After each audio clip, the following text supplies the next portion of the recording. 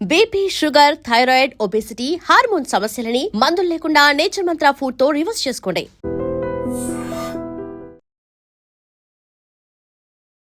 నమస్తే రజిత మేనపల్ గారు. నమస్తే జయ. అంటే ఒక బాధాకరమైన ఒక విషయం మాట్లాడుకోవాల్సిన పరిస్థితిలోకి వచ్చాము. ఏంటంటే ఆయిషా మీరా, ఈ పేరుని తెలియని వారు లేరేమో మన 2 తెలుగు రాష్ట్రాల్లో. ఎంత బాధాకరమైన విషయం అంటే కరెక్ట్గా 19 సంవత్సరాల తరువాత ఏదైతే మెడిసిన్ స్టూడెంట్, తను బీఫార్మసీ చదువుతున్న అమ్మాయిని అత్యాచారం చేసి హత్య చేసిన తర్వాత హైకోర్టుకు వెళ్ళి తల్లిదండ్రులు, తర్వాత సుప్రీంకోర్టుకి వెళ్ళి అక్కడ కూడా న్యాయాన్ని పొందలేక, అంటే తన శరీరాన్ని ముక్కలు ముక్కలుగా ఉన్న శరీరాన్ని ఇప్పుడు తల్లిదండ్రులకి ఇచ్చి అంత్యక్రియలకి వెళ్ళింది. తీసుకెళ్ళి ఇప్పుడు మీరు దహన సంస్కారాలు చేసుకోండి అనే కేసునే ఒక మిస్టరీగా చేసి కొట్టివేయటం జరిగింది కోర్టు. నిజంగా ఆ తల్లిదండ్రుల బాధ వర్ణనాతీతం, మాటల్లో చెప్పలేం. ముఖ్యంగా ఒక మైనారిటీకి సంబంధించిన ఒక ఆడపిల్ల, గుంటూరు జిల్లాకు చెందిన పిల్ల, మనందరికీ తెలుసు. ఇంకా మేమేం చేయలేకపోతున్నాం, ఇంతే, ఈ కేసులో ఇంతవరకే తీసుకెళ్ళగలిగాం, ఇదే న్యాయం అంటే మనం న్యాయ వ్యవస్థను మాట్లాడుకోవాలా, సమాజాన్ని మార్చుకోవాలా? ఎవడైతే హత్య చేశాడో, అత్యాచారం చేశాడో, బహుశా మనందరితో పాటు ఇక్కడే మన సమాజంలోనే తిరుగుతున్నాడేమో, వాళ్ళకి మనం ఏం సమాధానం చెప్తున్నాం, ఏం చూపిస్తున్నాం, ఎలాంటి దారి చూపిస్తున్నాం, రేపటి మన పిల్లలకి ఏం అర్థమవుతోంది?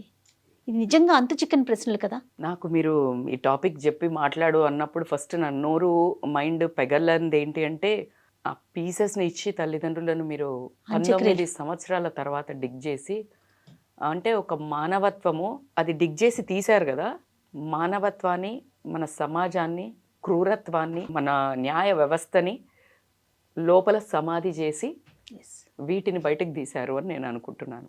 And it is a very painful subject. అసలు మాట్లాడుకోవడానికి నోరు కానీ మనసు కానీ, ఆ తల్లి ఆవేదన మనం ఎవరము ఊహించలేనిది. ఎంత దౌర్భాగ్యం. కానీ ఒకటి మాత్రం ఇక్కడ చెప్పగలుగుతాను, ఎన్ని చేతగానే తనాలు ఉన్నాయి ఇక్కడ అంటే,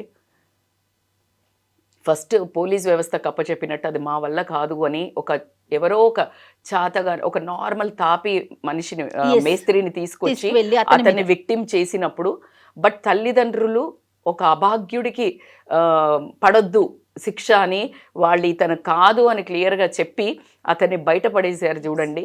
అది అండి తల్లిదండ్రుల గొప్పతనం. ఏంటంటే ఇది కాదు, వీడు కాదు, ఎందుకంటే అతనికి పడడం వల్ల ఎంత అసలు దొంగ తప్పించుకోవటమేమో కానీ కూడా 4 గోడల మధ్య కొన్ని సంవత్సరాల పాటు, ఒక 7 సంవత్సరాల పాటు ఒక తన జీవితాన్ని 4 గోడల మధ్య గడిపాడు. అతనికి ఇంజెక్షన్స్ ఇచ్చి కాళ్ళు చచ్చుపడిపోయేట్టు చేయటం ఒప్పించటానికి, అంటే మన కాపాడాల్సిన చట్టమే రాబందుల్లాగా ఒక మనుషులను ఇట్లా చేస్తే ఇంకా ఎవరండి రక్ష మనకి, కామన్ పీపుల్కి.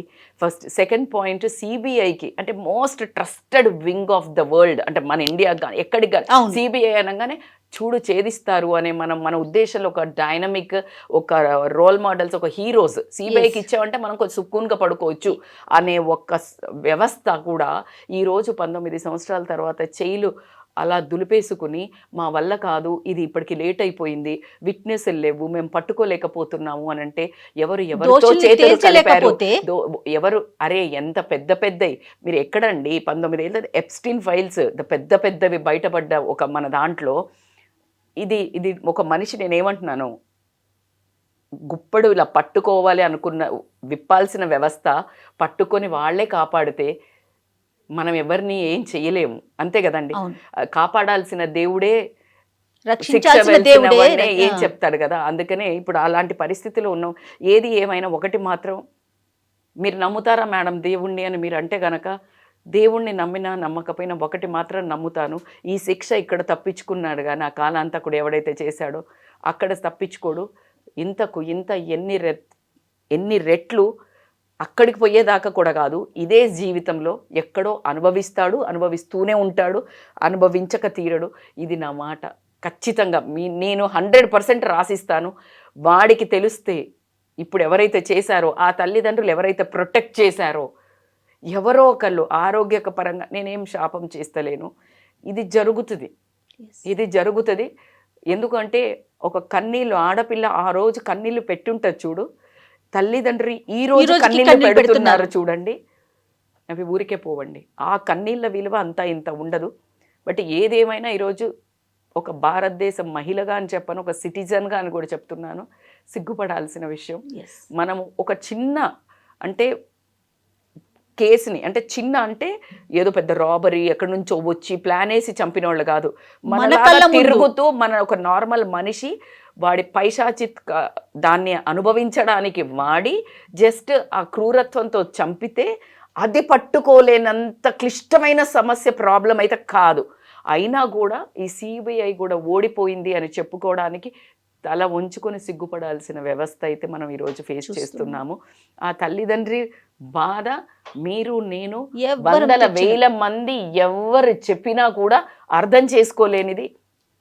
వాళ్ళిద్దరికీ 100% కొంచెము ఓదార్పు దేవుడు ఇవ్వాలి అని మనందరం కూడా, ఎందుకంటే మీ అందరి ఎనర్జీ నన్ను హీల్ చేసిందని నమ్ముతాను కాబట్టి మనందరం కూడా మన ప్రేయర్స్లో ఆ తల్లి అయేషాకు స్పిరిట్ వచ్చి వాళ్ళ తల్లిదండ్రితో ఉండి వాళ్ళని చూసుకోవాలని, ఆమెకి న్యాయం ఖచ్చితంగా ఆ శిక్ష ఆ స్పిరిట్ వాళ్ళకి విధిస్తుందని నేను నమ్ముతూ, అట్లానే అమాయకుడైనటువంటి సత్యం బాబుకి కూడా బంగారు భవిష్యత్తుని కోల్పోయి 4 గోడల మధ్య కొన్ని సంవత్సరాల పాటు గడిపాడు. ఆ తల్లిదండ్రి ఎంత నరకము, ఆ చుట్టాల్లో మనము పక్కన ఏమేం జరుగుతుందో తెలియదు మనకి.